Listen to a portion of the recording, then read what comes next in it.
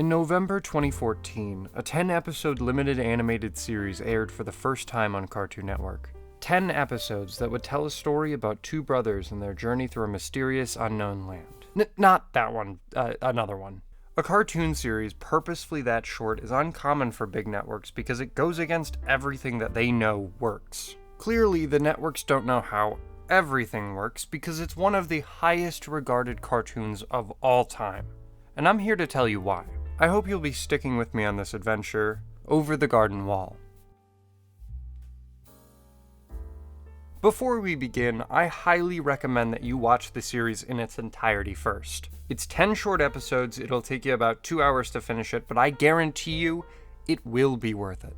I'll be spoiling the show, so please, please, please watch it. Now, to start, we need to go back to the beginning. According to the art book for the show, in the fall of 2006, show creator Patrick McHale submitted 2 pitch Bibles to Cartoon Network, Space Planet and Tome of the Unknown. There isn't a lot known about Space Planet since Patrick has kinda kept it under wraps in case he wants to give it another go, but the main character originated from a work-in-progress choose-your-own-adventure DVD called You Are an Alien, An Optional Adventure. These stills make me think of like a slightly grittier Pajama Sam style, which I think is pretty unique.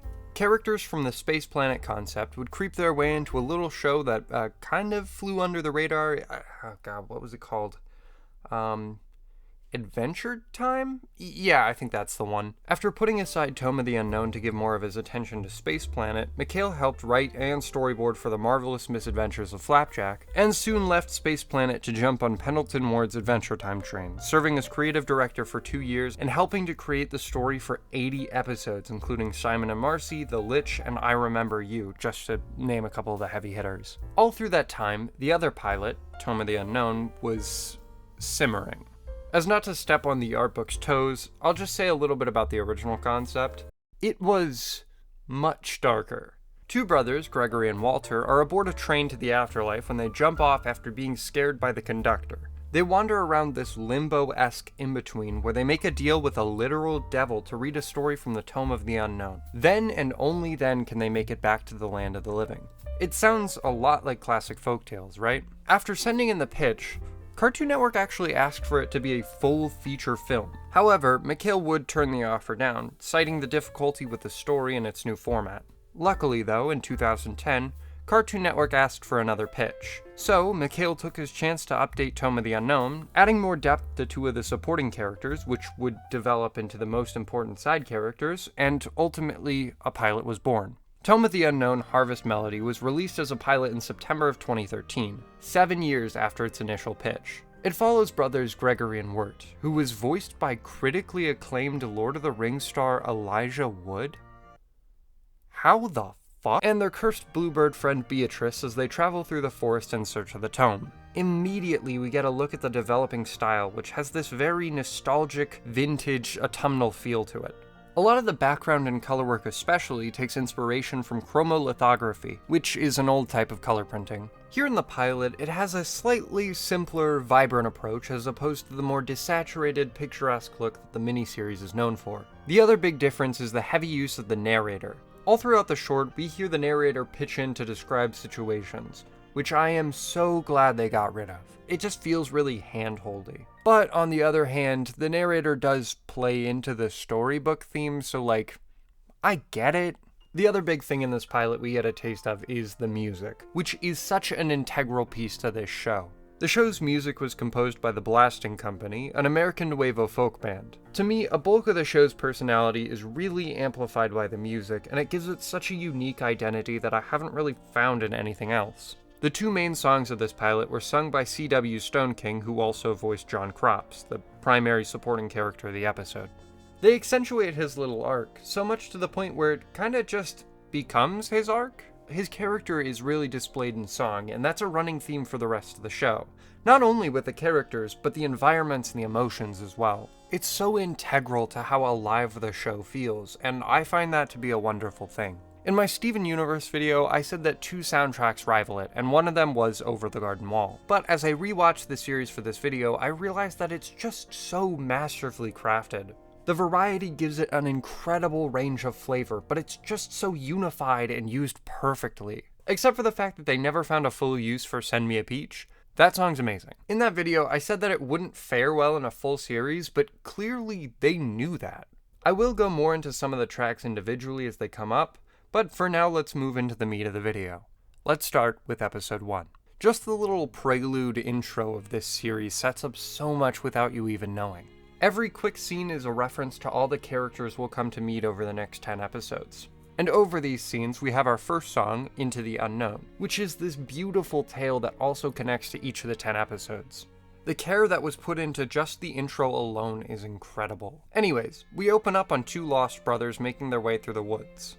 In the first scene alone, we're shown everything we need to know about these two. Gregory is silly, optimistic, and very hopeful, while Wirt, on the other hand, is more logical, nervous, and cautious about his surroundings. They're perfect foils, and they're simple but executed so well. They end up meeting the woodsman, voiced by Christopher Lloyd, again, how the fuck? And Beatrice, a talking bluebird. Meet might not be the right word when it comes to Beatrice, because they get about 15 seconds together before the woodsman scares her off. He takes them to the mill, where the boys learn about the woodsman's burden of keeping the lantern lit, while also plotting to get away from him. I love how they're not being kept there by force, but Wirt's still in his head being like, how do we get out of this? How do I keep us safe, you know? It's very telling for his character. The setup here is also really great, because over the course of the episode, we learn that although keeping the lantern lit sounds like a small task, he is very vigilant about keeping it that way. He also tells them about the Beast, our main antagonist. Soon after that, the boys end up in an unfortunate situation as they come face to face with what they think is the Beast, and the woodsman ends up... So it is, huh? Gregory swings a fucking 2x4 at him and he falls and hits his head. Greg's fucking awesome, man. Ultimately, they defeat the Beast and save the day. Just kidding. They fixed the farm dog. And in the process, unfixed the mill. The woodsman sends them on their way, and now their quest to leave the unknown is afoot. In Chapter 2, they meet Beatrice again and help her out, so she owes them a favor. According to her, not them. She recommends they go see Adelaide of the Pasture, but Wirt kinda just blows the offer off. I mean, he doesn't really even want Beatrice around. They walk to a small town just out of the forest and find it inhabited with people wearing pumpkin costumes. There are some really chilling shots with these folks. They give me the creeps. Actually, I didn't bring it up before with the dog, but this is a horror, dark fantasy show. The designs can be pretty terrifying, and even worse are some of the themes and concepts. As we see later with Wirt and Gregory believing that they're digging the graves that they'll be buried alive in. To put the horror into cartoon perspective, it's like a notch under Courage the Cowardly Dog, I think. Anyway, the boys get pinned with community service for trespassing by Enoch, the giant figure that the citizens of Pottsfield were dancing around. He's voiced by Chris Isaac, who sings the lovely song Patient is the Night, a song about working until the moon comes up. Eventually, they do their community service, we get to see who the people of Pottsfield really are, and the three leave. Enoch does drop one of the creepiest lines of dialogue of the entire show right before that. Oh, well, you'll join us someday. I guess I should say the four of them leave. Throughout the series, Greg has a frog friend that constantly cycles through names. He is simultaneously one of the most and least important characters in the show. In some episodes, he doesn't do anything, and yet by the end of the show, he is so integral to Wirt and Greg's relationship. In Chapter 3, Greg wanders off and finds a school where we meet Mrs. Langtree and learn about her woes. This episode is filled with so much extra drama.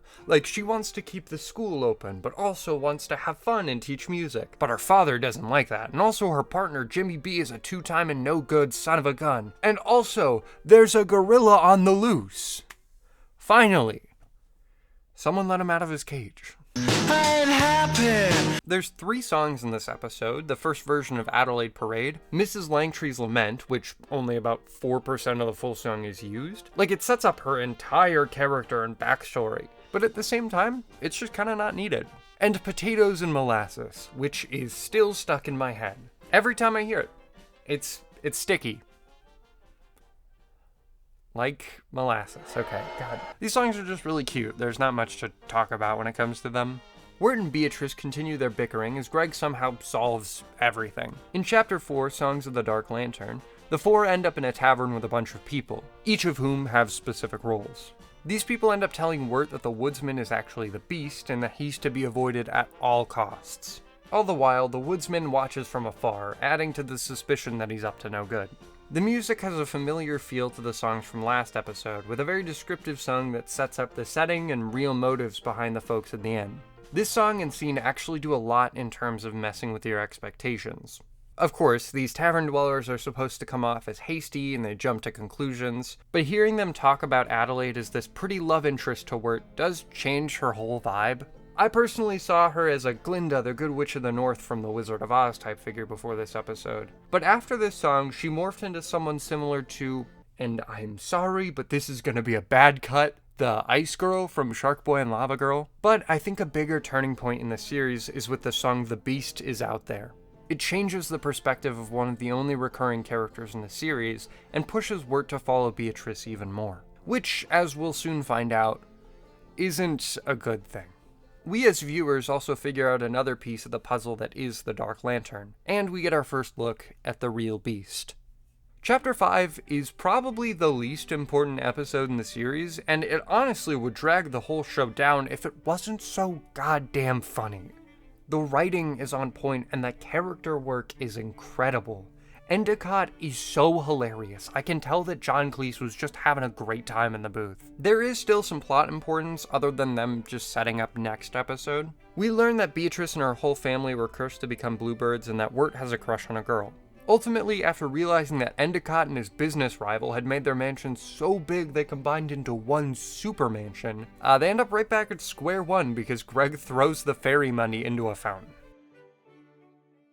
Alright, in this little intermission here, I'm actually going to go into the thesis of this video.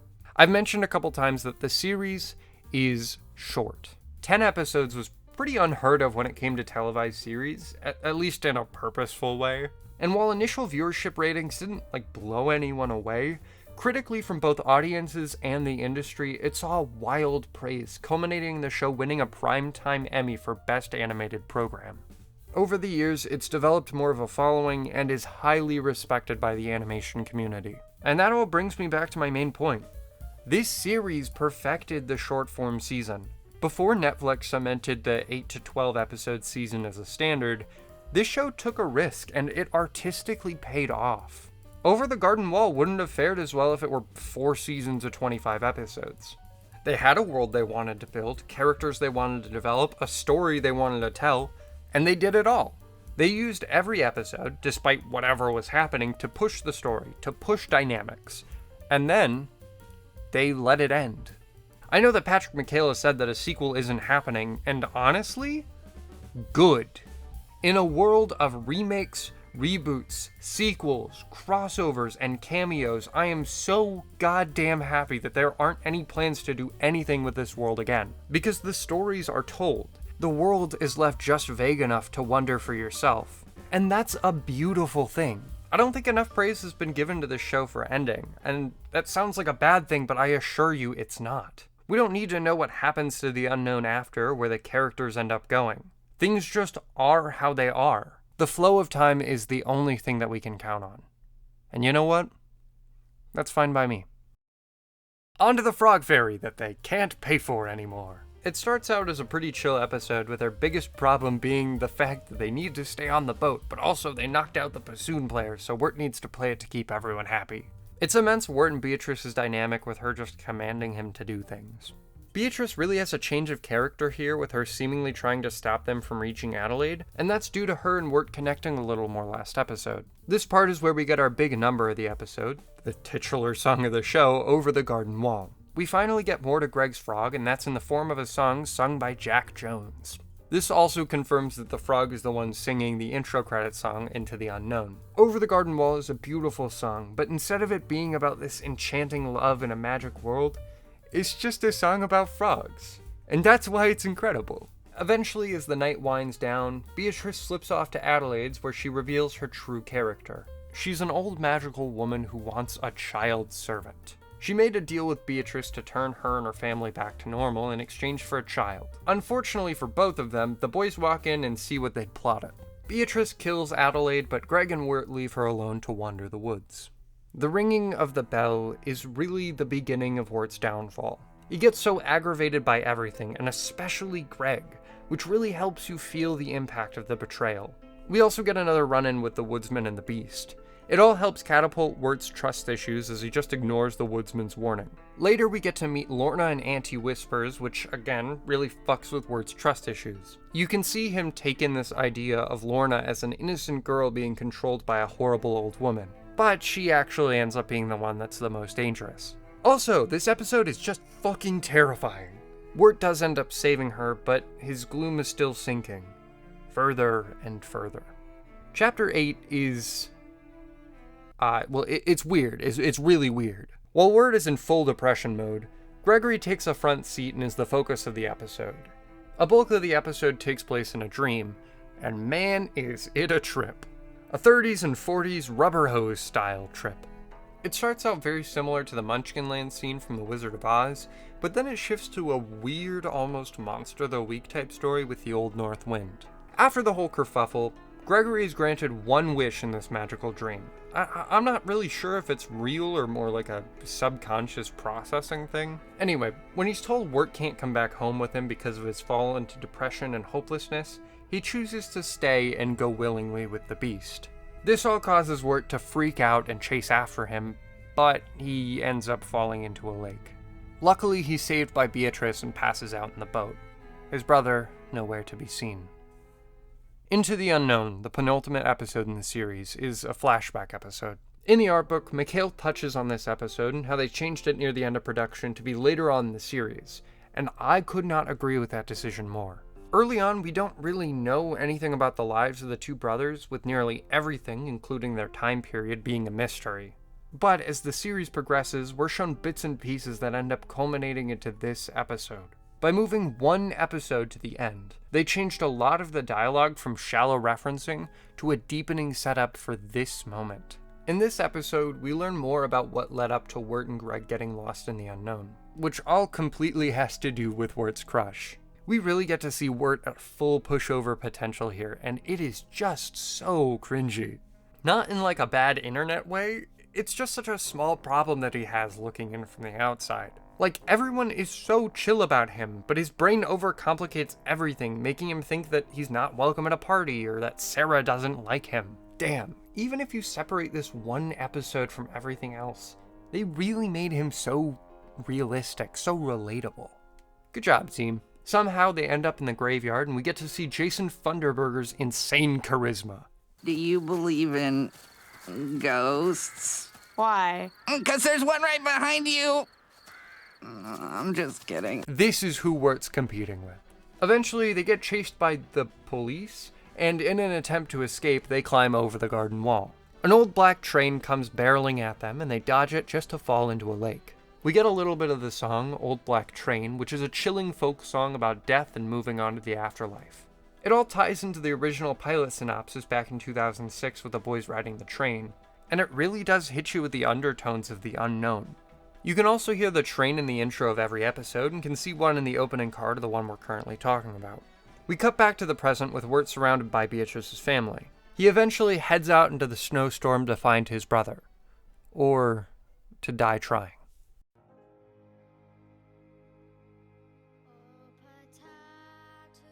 Chapter 10. The Unknown. Greg is in rough shape, doing everything the beast tells him to do. But he presses on, all to save his brother. Wirt and Beatrice end up finding each other and head off to save him, but his time's running out. The woodsman needs more oil, and Gregory's already being taken over by the Edelwood. I really don't want to spoil this episode because this scene is just incredible, so I'll keep it very light. The beast strikes a deal with Wirt to keep Gregory's soul alive inside the lantern, and in the first real time in the show, Wirt listens to himself. He listens to a part of him that doubts the beast and cuts through his own desperation to realize what the Dark Lantern truly is. He hands the fate of the beast over to the woodsman, gives Beatrice Adelaide's scissors, and heads home. Wirt wakes up in the water, saves his brother and their frog Jason Funderburger, and asks Sarah out in the hospital. The show closes out with the final chorus of the intro song, Into the Unknown, as we see little vignettes of the characters from each episode.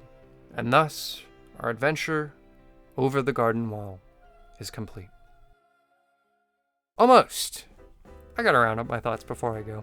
The visuals are awesome. I love the environments, and the colors add so much to the mood, whether it be dark and moody, bright and colorful, dramatic, mysterious, or comforting. The designs as well are phenomenal. The brothers being vaguely old-timey is awesome because they sort of fit into the world around them, but at the same time they feel equally out of place.